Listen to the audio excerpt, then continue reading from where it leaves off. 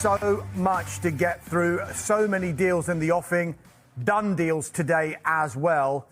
Michael Bridge, let's start with what has been a long-running saga, but it is close to coming to an end. Where do things stand with Manchester United and their pursuit of Benjamin Sesko tonight? Well, good evening, Darmish. They're very close indeed. We know there's been a medical today, and all being well for Manchester United, will be presented to his new supporters at Old Trafford tomorrow as Manchester United face Fiorentina. Now, big day for Manchester United, not just because they've got a very, very good player in the door, but Sir Jim Ratcliffe opening the doors for a new Carrington, a new training centre. Sir Jim Ratcliffe saying it wasn't up to scratch before.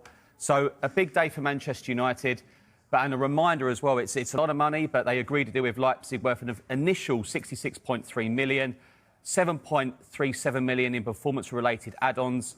So it's a big, big move for him. United, Ruben Amorim said time after time after time last season, they need a bit more on their forward line, and that forward line is going to look very different next season. You mentioned very different. Matheus Cunha, Bryan Mbeumo, and imminently Benjamin Sesko.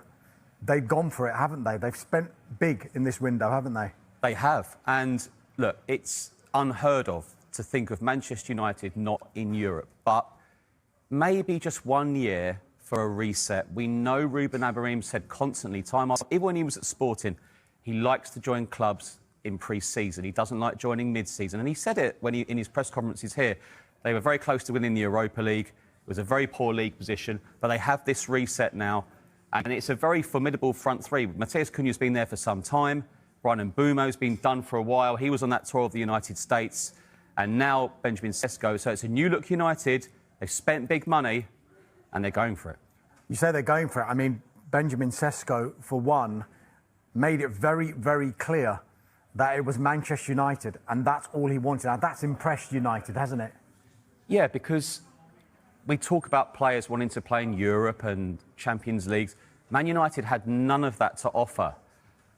But you do wonder, he's 22 years of age. We might be sitting here in 12 months' time talking about Manchester United being back in the Champions League. We don't know. I think it's a thank you to Sir Alex Ferguson, really. It's Manchester United. It's a historical football club. It's still one of the biggest clubs in world football. And there's that excitement there from Sesko, and I'm sure that's it. You know, Newcastle couldn't have done any more. And I think we've got to say that for Newcastle. They put in big money, big wages, but ultimately he wants to play for Man United.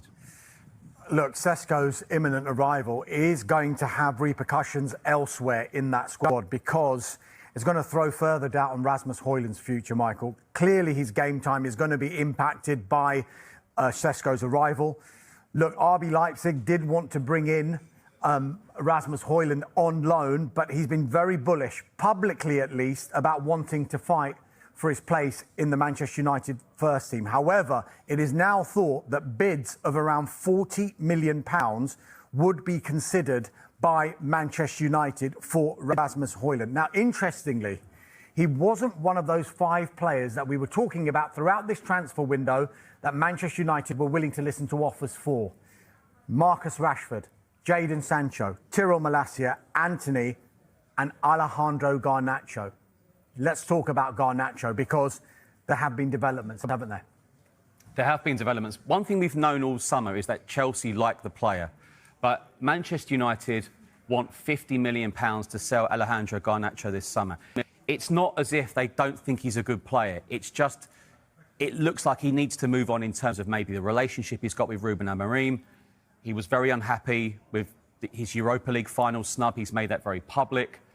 But the key from Chelsea's point of view, they think they can sign Garnacho for less than Manchester United's asking price. But there hasn't been a bid yet. And going back to Manchester United's side, he's got 3 years remaining on his contract at United. You feel that this probably will get done, but for what price, we'll have to wait and see.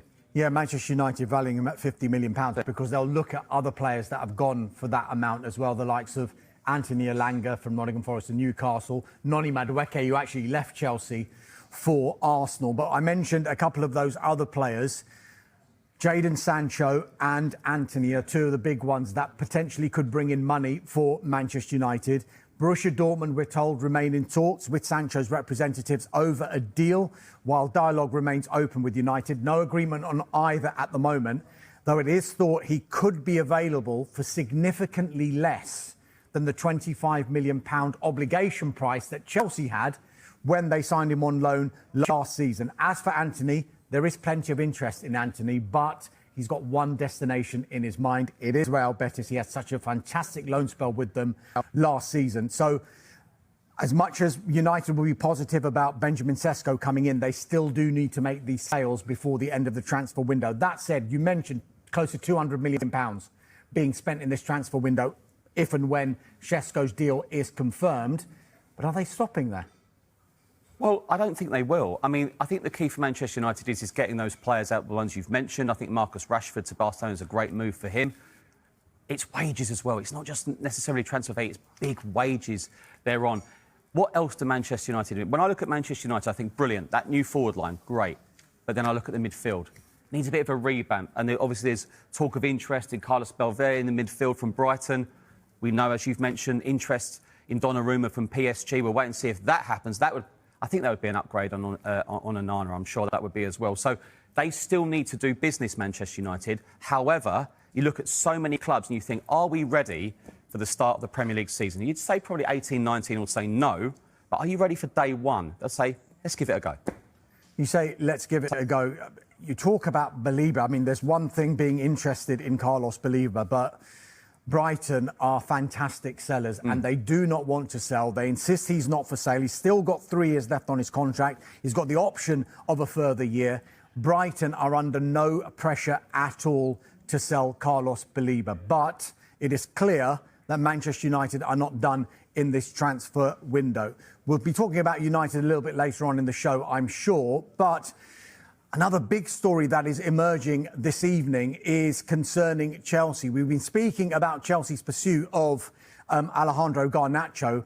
They are looking to make a number of sales in this transfer window as well. Now, the man behind us here, Nicholas Jackson, lots of talk about Nicholas Jackson in this transfer window. He has now told Chelsea that he wants to explore his options outside of Chelsea. So he wants to look at other clubs and whether there is interest in him, of which there is a lot. Chelsea are playing Bayer Leverkusen as we speak in a pre-season friendly. It kicked off at 7 o'clock. The team news was interesting, and it is clear that Nicholas Jackson is not part of the plans either from the Chelsea end, because Nicholas Jackson, Christopher Nkunku, both not in the matchday squad. They are 2 of a number of players that Chelsea are looking to consider offers for, and they have had a lot of inquiries, unsurprisingly, for Nicholas Jackson. Bayern Munich, Juventus, AC Milan have all explored the conditions of a deal. Chelsea have moved one step closer to landing Alejandro Garnacho. The Blues are understood to have agreed terms with the Manchester United winger, though they have yet to find common ground with United on a transfer fee. Garnacho is out of favour at Old Trafford, with Ruben Amorim adding Mateus Cunha and Brian Buemo to his attacking options after falling out with his number 17. The Argentine was left at home while the Red Devils went to the United States for pre-season, with the expectation being that he will leave before deadline day. Garnacho is desperate to move to Stamford Bridge, having made Chelsea his first choice this summer, and the 21-year-old has agreed personal terms. However, it will of course count for nothing without an agreement on the fee. United's asking price of $50 million appears to be too steep for the Blues at the time of writing. There had been suggestions the Red Devils might pursue a part-exchange deal involving Garnacho and Nicholas Jackson, but their move for Benjamin Sesko appears to have put an end to those conversations. The asking price is lower than in January, when Chelsea and Napoli were both keen on Garnacho. Since then, though, the winger's stock has fallen as it has become clear Amorim doesn't see him as a regular starter. I think with Garnacho, you can understand and you can see that he's a really talented boy, Amorim said earlier in the summer. But sometimes things don't work out and you cannot explain specifically what it is. But I have the feeling, and I think it's clear, that Garnacho wants a different thing with a different leadership, and I can understand that. So I don't think it's a problem. Sometimes you adapt to one guy and you have the connection. Other times you want a new challenge.